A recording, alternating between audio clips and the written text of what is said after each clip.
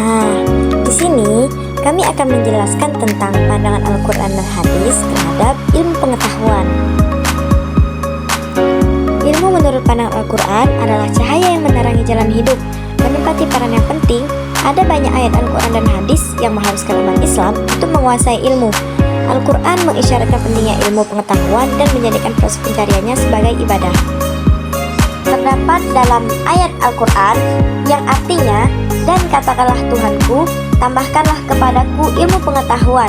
Quran Surat Toha ayat 114. Ada juga ayat dalam Al-Quran yang mengatakan, tidak sepatutnya orang-orang mukmin itu semuanya pergi ke medan perang. Mengapa sebagian di antara mereka tidak pergi untuk memperdalam ilmu pengetahuan agama mereka dan untuk memberi peringatan kepada kaumnya apabila mereka telah kembali agar mereka dapat menjaga dirinya. Quran Surat Taubah ayat 22. Selain Al-Quran, ada hadis Nabi Muhammad SAW yang mengatakan menuntut ilmu itu wajib bagi setiap muslim. Hadis riwayat Ibnu Majah. Nah, di sini ada yang namanya istilah ilmu dalam Al-Quran dan hadis. Ilmu itu kepandaian, hikmah mengetahui, wahyu mengajarkan, bayan nyata, dan fiqh itu paham. Selain istilah ilmu, di sini juga ada sumber-sumber ilmu, yaitu Al-Quran dan hadis, pendidikan formal, pengalaman, dan observasi. Apa sih tujuan dari menuntut ilmu?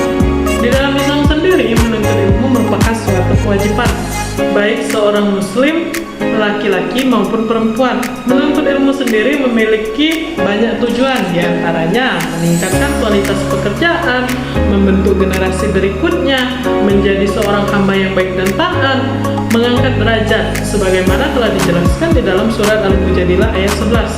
Islam juga mengajarkan bahwa menuntut ilmu dimulai dari sejak lahir hingga ke liang lahat.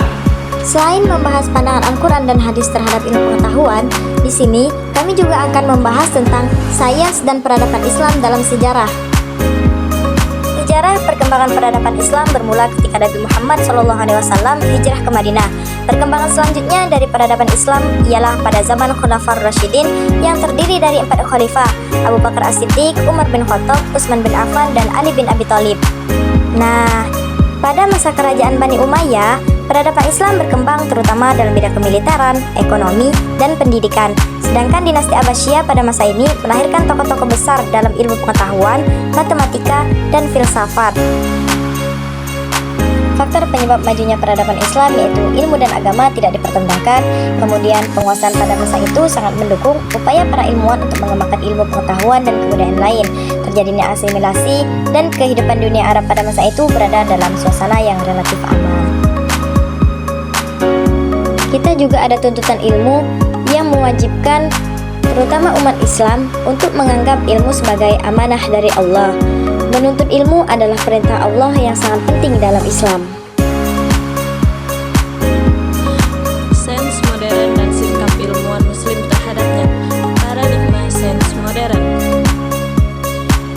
Paradigma sains modern, kumpulan konsep, pola pikir, teori, metode, penelitian, postulat, dan standar yang dipegang teguh oleh komunitas ilmiah tertentu dalam memecahkan masalah. Siapa saja cendekiawan muslim? Di sini ada Al-Kindi, Ibnu Sina, Al-Khwarizmi, Ibnu Rushd, Imam Al-Ghazali, dan ada komunitas Ikhwan Al-Syafa. Al-Kindi dikenal sebagai bapak filsafat.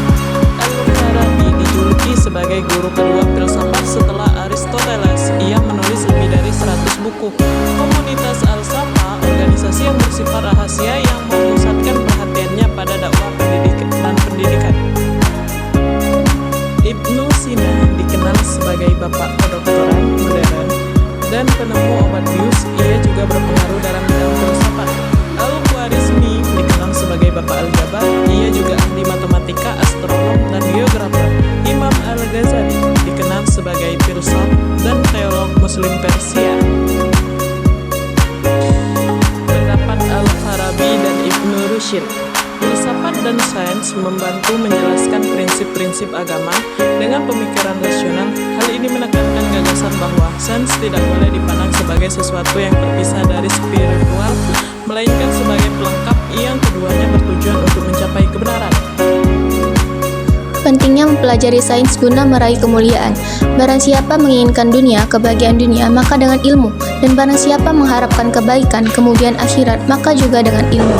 Karena ilmu itu dibutuhkan untuk mencapai keberhasilan di setiap prosesnya. Nah, mengapa ilmu itu penting? Karena manusia tidak akan hidup lebih baik tanpa memiliki ilmu. Dengan ilmu kita dapat memahami ajaran agama dengan lebih baik dan dapat mengamalkannya dalam kehidupan sehari-hari.